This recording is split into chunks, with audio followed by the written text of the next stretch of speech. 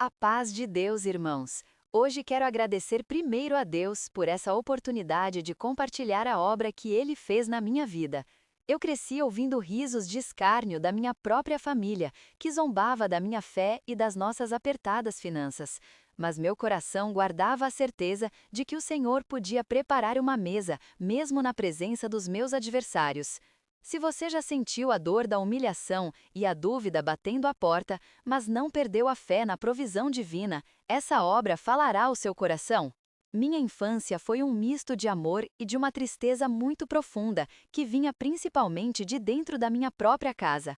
Nós vivíamos de aluguel em uma casinha humilde, nos fundos de um terreno maior, e cada mês era uma verdadeira batalha para conseguir o dinheiro da moradia. Minha mãe, com a fé simples e inabalável que Deus lhe deu, sempre me ensinou a buscar o Altíssimo em toda e qualquer necessidade.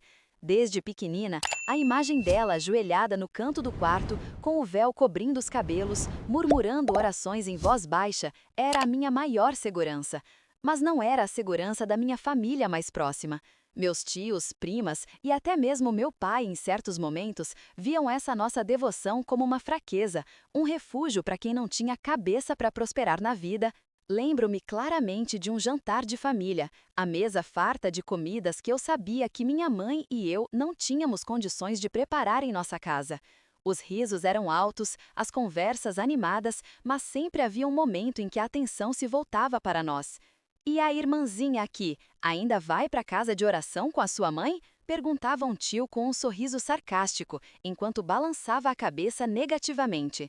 Essa fé não enche barriga, minha filha. Vocês deviam era procurar um bom emprego, esquecer esses améns e correr atrás do dinheiro, igual a gente faz. As gargalhadas que se seguiam ecoavam nos meus ouvidos como chicotadas, cada uma delas ferindo a alma de uma menina que só queria agradar a Deus e ter paz. Era humilhante. Eu sentia meu rosto queimar e os olhos marejarem, mas segurava as lágrimas com toda a força que eu tinha. Minha mãe, em sua serenidade, apenas respondia com um sorriso triste, dizendo que nossa fé era o nosso maior tesouro. Aquilo me doía profundamente, ver o escárnio no olhar deles, a forma como diminuíam o nosso caminho. Eles viam nossa vida apertada, as roupas simples, a dificuldade em ter as coisas mais básicas e atribuíam tudo isso à nossa crença. Deus de vocês é muito bom, não é mesmo? Ouvia uma prima dizer em outra ocasião, em um tom de falsa preocupação que mais parecia um veneno lento. Era um fardo pesado para uma jovem, carregar o peso do julgamento e da zombaria por algo tão sagrado para mim. Houve um período em que o atraso do aluguel se tornou uma sombra constante. A cada visita da dona da casa, minha mãe tremia e eu sentia a opressão tomar conta do meu peito. Eu ouvia cochichos da minha família sobre como iriam acabar na rua se continuassem com essa vida de oração, como se Deus fosse o culpado por nossas tribulações e não o refúgio delas. Aquelas palavras não eram apenas críticas, elas eram uma profecia de desgraça, lançada sobre nós com a certeza de quem via o nosso fim. No entanto, em cada culto oficial na casa de oração, quando o ancião orava e a orquestra entoava os hinos, eu sentia um refrigério na alma. Era ali, naqueles bancos de madeira, que meu coração apertado encontrava um bálsamo. Ali, eu sabia que não estávamos sozinhas. A palavra me lembrava que o Senhor vela por cada um de seus filhos. Lembro-me de uma noite em particular. A dona da casa tinha nos dado um ultimato e minha mãe estava desolada. Eu, que já era uma jovem da mocidade, estava com o coração em pedaços. Eu me ajoelhei ao lado da minha cama e, com o véu sobre a cabeça, orei com toda a minha alma. As lágrimas desciam sem controle, mas no fundo eu repetia para mim mesma as palavras que minha mãe sempre me ensinava. Deus é fiel, minha filha. Ele prepara a mesa na presença dos nossos adversários. Naquele momento de profunda angústia, eu não via saída. As portas se fechavam, as cobranças aumentavam e o escárnio da família parecia aumentar de volume na minha mente. A dúvida tentava se infiltrar, mas algo dentro de mim, uma pequena chama de fé, sussurrava: "O Senhor está contigo." Eu não sabia como, mas sentia que Ele não nos deixaria desamparadas, mesmo que o mundo e minha própria parentela rissem da nossa pobreza e da nossa confiança nele. O que viria a seguir, eu jamais poderia imaginar. Meus dias, à primeira vista, eram como os de qualquer jovem em uma família de posses. A casa espaçosa, refeições fartas, a agenda social sempre cheia de burburinhos sobre negócios, viagens e novidades que ostentavam certo status. Lembro do cheiro de café fresco pela manhã, misturado ao perfume importado de minhas tias e mãe, uma fragrância que para mim se tornou sinônimo de um mundo onde o brilho exterior era a moeda mais valiosa. Os almoços de domingo na casa dos meus avós eram um espetáculo, com a mesa abarrotada. O que me marcava não era a fartura, e sim como todos se esforçavam para mostrar sua última conquista, o carro novo, as joias. Eu observava, em silêncio, a dança das aparências e sentia um nó apertar no peito, pois meu coração buscava outra canção. Recordo-me de uma vez, sentada à mesa, minha prima comentando uma viagem de férias para um lugar distante, cheia de detalhes sobre luxo e exclusividade. Enquanto todos a elogiavam, eu apenas sorria discretamente, pensando no quão diferente era a minha maior alegria. O silêncio da madrugada, a palavra aberta na escrivaninha do meu quarto, iluminada pela fraca luz do abajur. Naqueles instantes de intimidade com Deus, eu sentia uma paz que nenhum destino exótico ou objeto caro poderia me proporcionar. Minhas mãos deslizavam pelas páginas da Bíblia e cada versículo lido era como bálsamo para minha alma, que já pressentia as rachaduras sobre a fachada de perfeição familiar. A quietude da oração era meu refúgio, um contraponto ao barulho e à superficialidade que me cercavam. Era na casa de oração que eu me sentia verdadeiramente em casa. O chão de cimento polido, os bancos de madeira simples, o cheiro característico do sabão, tudo ali me falava de verdade e simplicidade. Eu ansiava pelos cultos oficiais, pela reunião de jovens e menores. Aquele era o meu lugar. Enquanto em casa eu era a ovelha negra que não se encaixava no padrão de ambição material, na comum eu era apenas mais uma filha de Deus, amada e acolhida pela Irmandade. Eu via nos olhos dos irmãos e irmãs o mesmo amor puro, a mesma fé singela. A orquestra, com seus instrumentos afinados em louvor, elevava a minha alma. Lembro-me de quando o irmão que conduzia a oração pedia para a Irmandade se colocar de joelhos, e eu sentia a presença de Deus tão real que as preocupações do mundo exterior desvaneciam. O vazio que sentia em meio à abundância da minha casa era preenchido por uma alegria indizível.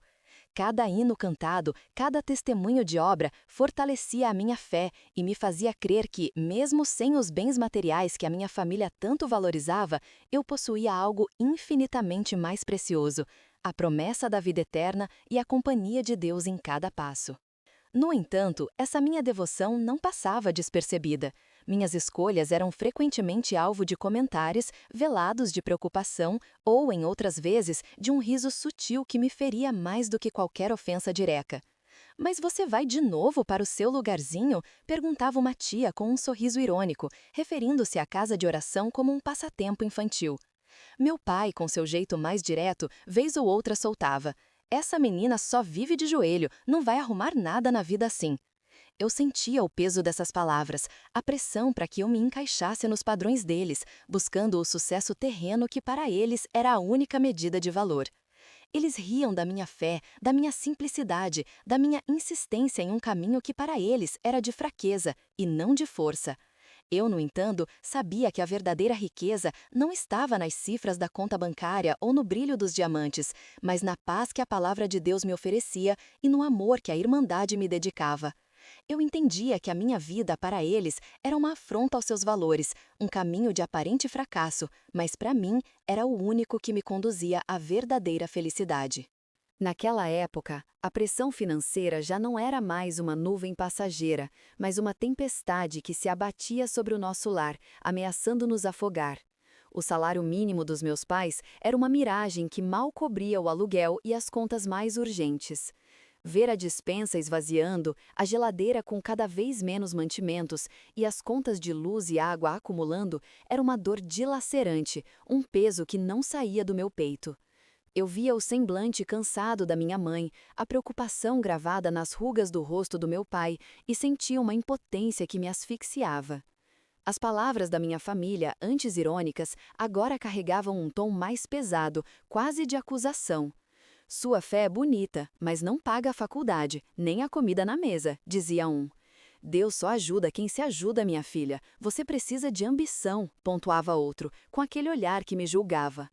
Cada frase era uma faca afiada que feria a minha alma, fazendo-me questionar se a minha dedicação à casa de oração, à mocidade, aos cultos, não era de fato uma cegueira. Uma parte de mim, exausta e desesperada para provar que estavam errados, começou a clamar por uma solução que não viesse apenas da oração. Eu queria agir, queria mostrar que também sabia me ajudar, que podia trazer alívio para nossa casa. Foi em uma noite chuvosa, com o barulho insistente da água batendo na janela do meu pequeno quarto, que a tentação encontrou uma brecha. Eu estava com o celular na mão, tentando me distrair da angústia que me corroía, rolando por postagens e vídeos. A luz fria da tela era o único ponto luminoso naquele ambiente escuro, e nela, como se fosse um farol enganoso, surgiu um anúncio. Uma oportunidade de renda extra online, prometendo retornos rápidos e garantidos com um investimento mínimo. Não era um jogo de azar explícito, nem nada que parecesse imoral à primeira vista.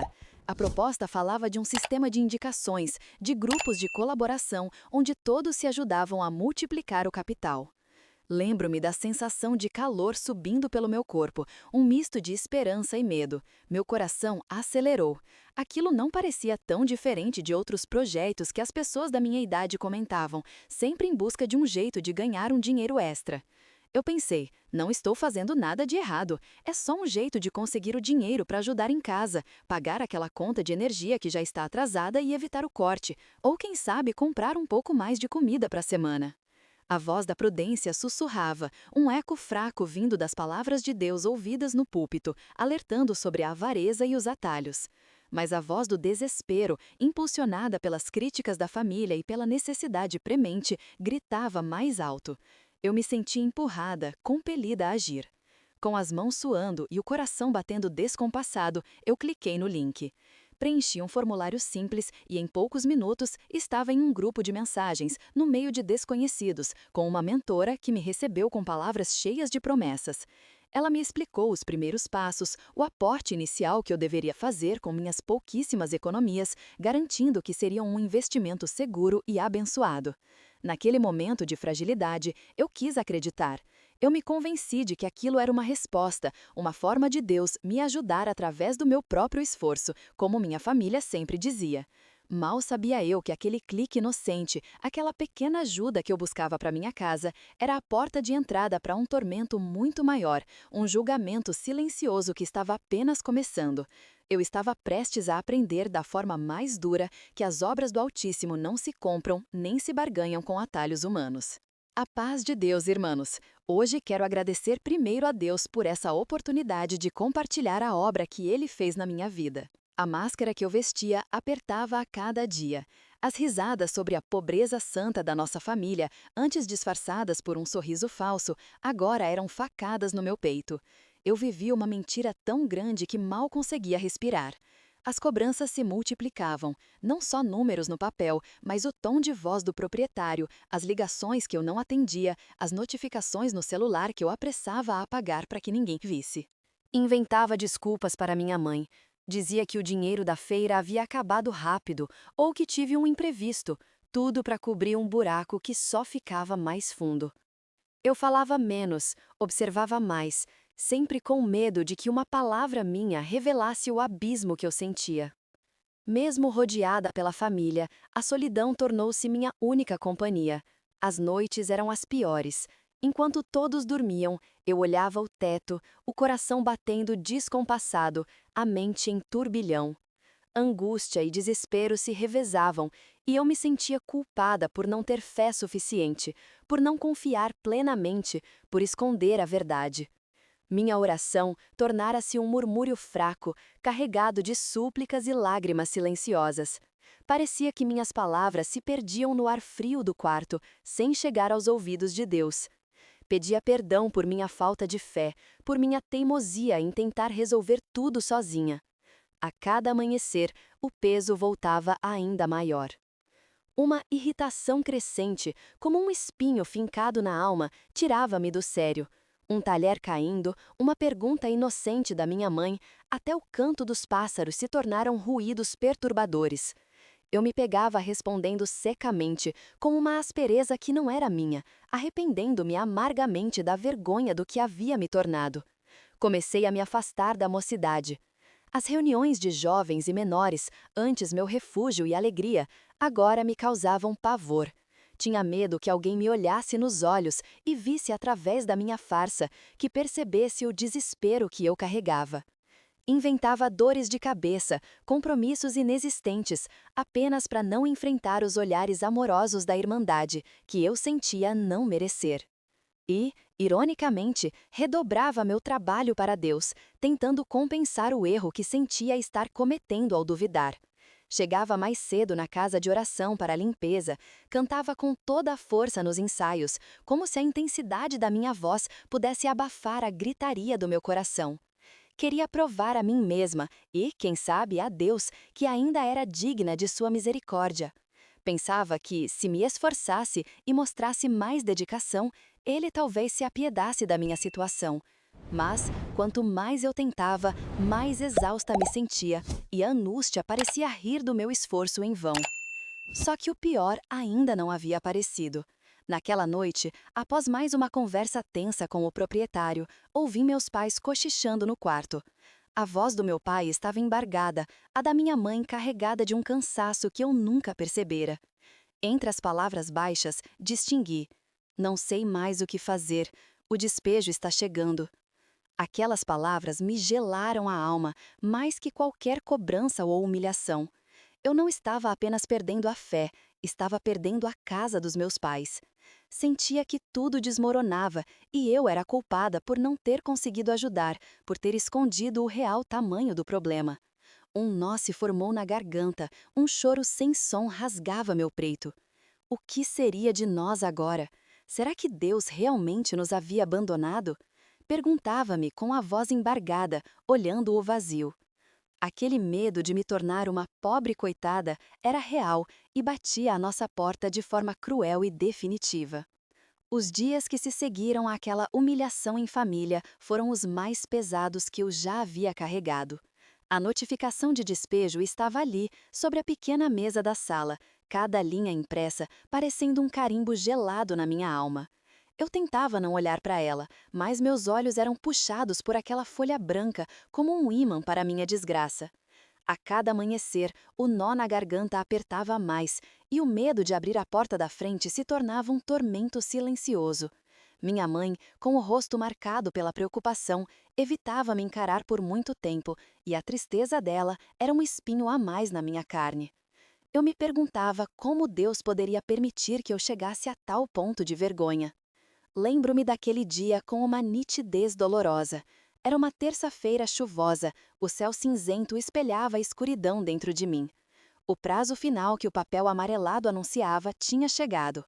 Eu estava na cozinha, tentando preparar um café para disfarçar o tremor das minhas mãos, quando ouvi as batidas na porta. Não eram batidas leves de visita, eram golpes firmes que ressoavam em cada fibra do meu ser. Meu coração disparou de tal forma que eu sentia um repuxão no peito, como se ele quisesse fugir do meu corpo.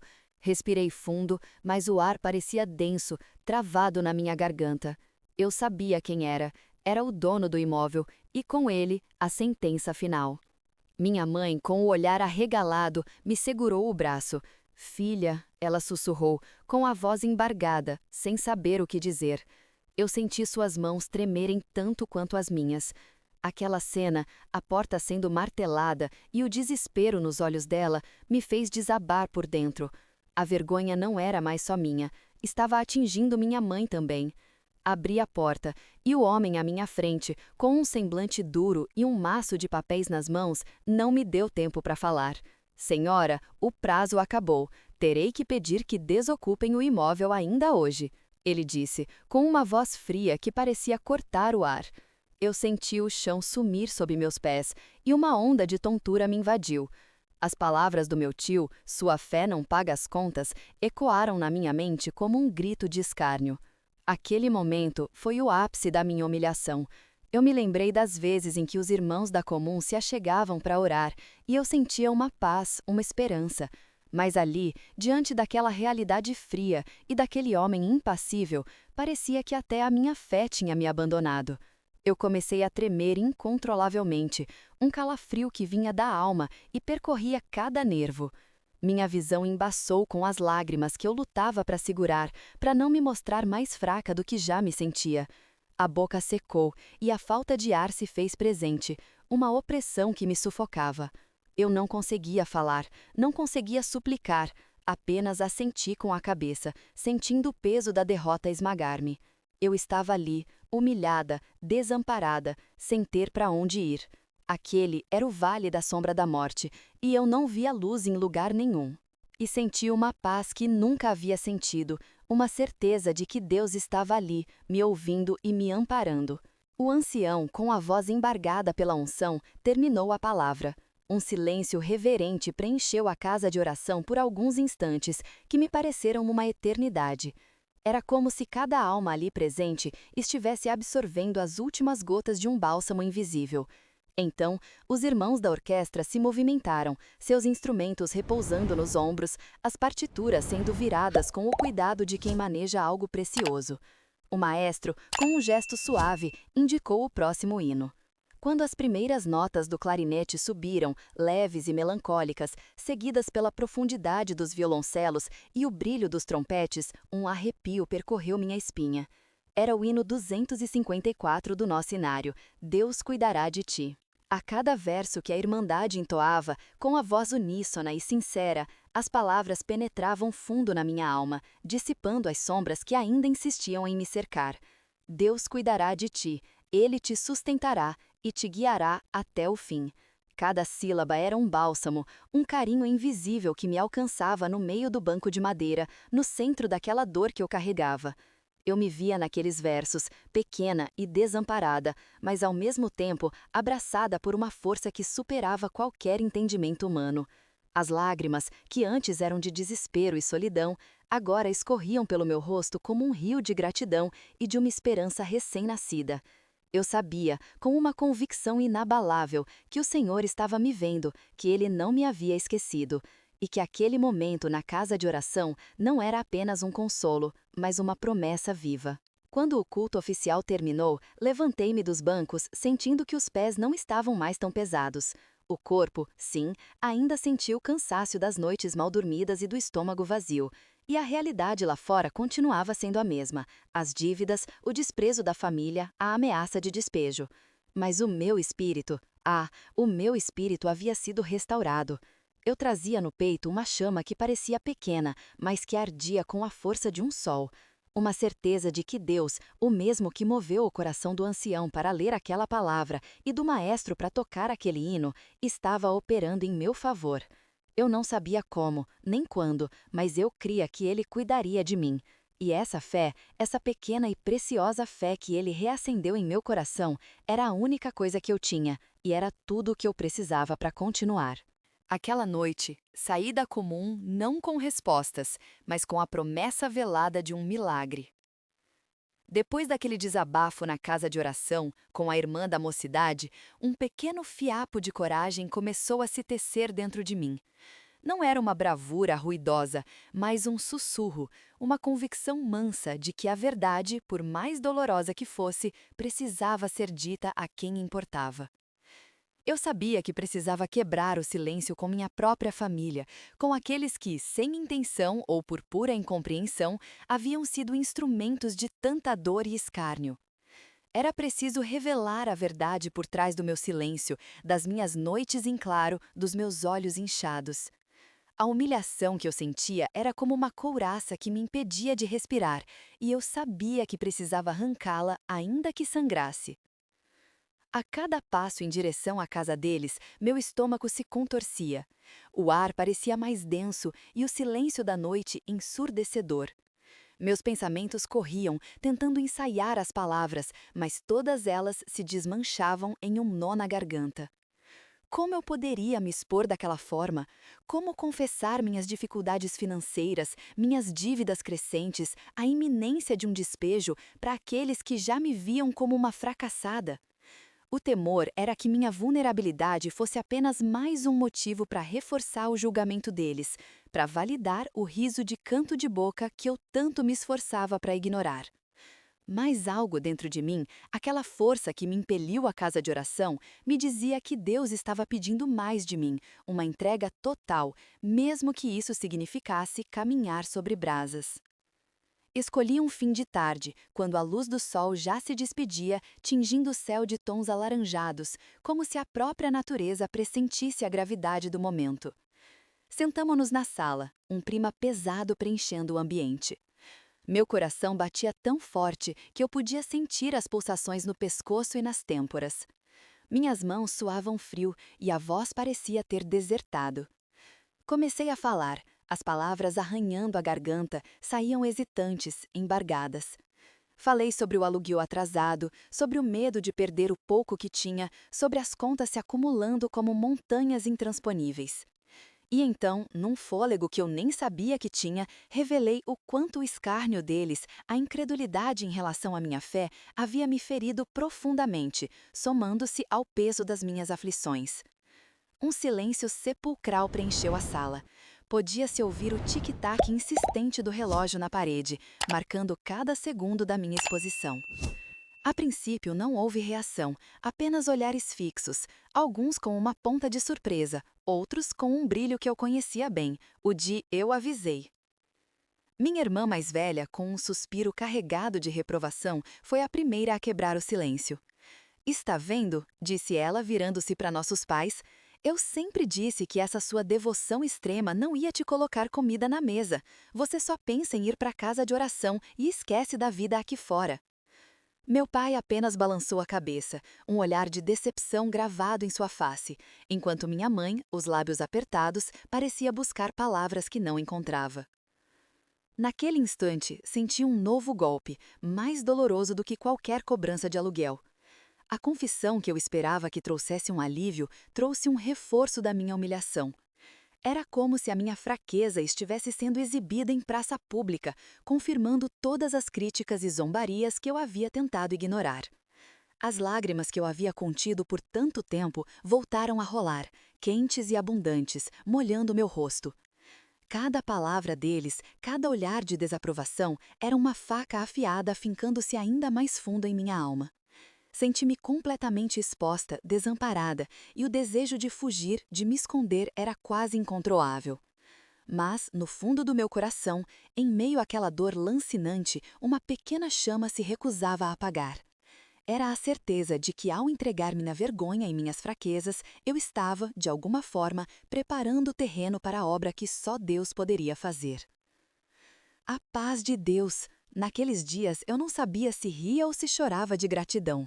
Lembro-me claramente da sensação de uma névoa densa se dissipando da minha alma, como o sol que se impõe após uma tempestade terrível. A oferta de trabalho daquela irmã, que eu mal conhecia, parecia ter sido esculpida sob medida para mim. Era um trabalho honesto, em um ambiente de paz, com um salário que, embora humilde, representava a dignidade que me havia sido tirada. Comecei a trabalhar com um fervor que jamais imaginei. Cada dia, ao sair de casa, eu sentia um propósito renovado, uma pequena fagulha de esperança que se acendia e aquecia meu coração. E enquanto eu me dedicava a esse novo caminho, Deus movia corações na Irmandade. Eu não precisei pedir, não precisei expor minha vergonha, mas Ele, conhecedor de todas as coisas, usou os seus servos. Certa tarde, após o culto, um ancião, acompanhado de um cooperador, chamou-me reservadamente. Com uma voz mansa e cheia da unção, ele me disse que a Irmandade, por meio da obra da piedade, havia se reunido em oração e sentido no espírito que eu precisava de um auxílio. Entregaram-me um envelope. Minhas mãos tremeram ao abri-lo e ver ali o exato valor que eu precisava para quitar os meses de aluguel atrasado. As lágrimas rolaram, quentes e abundantes, não de tristeza, mas de um alívio avassalador, de uma gratidão que transbordava. Era a mão de Deus, clara e inconfundível, agindo através do amor dos irmãos. Naquela semana, as irmãs do Círculo de Oração me visitaram, não com perguntas, mas com abraços apertados e palavras de fé. Trouxeram uma cesta de alimentos que encheu minha despensa vazia e o cheiro do pão fresco me recordava o maná no deserto.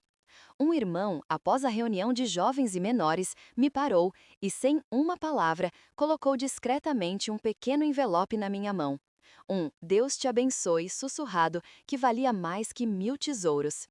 Cada gesto, cada palavra era um pedaço do amor de Deus se materializando, restaurando minha fé e minha dignidade, provando que Ele prepara uma mesa farta, mesmo diante daqueles que zombaram.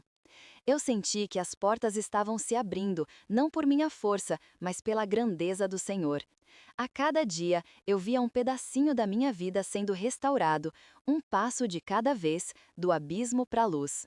Era o Senhor, não me dando tudo de uma vez, mas me ensinando a confiar e a ver a sua provisão em cada novo amanhecer.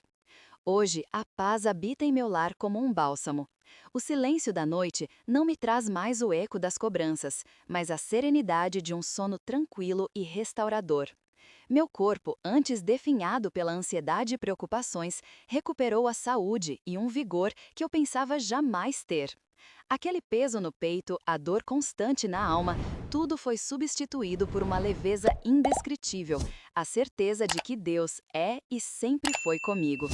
Meu nome, que um dia foi sussurrado em rodas de crítica e manchado pela vergonha das dívidas, foi limpo, honrado e elevado, não por mérito meu, mas pela pura graça e infinita misericórdia do Altíssimo.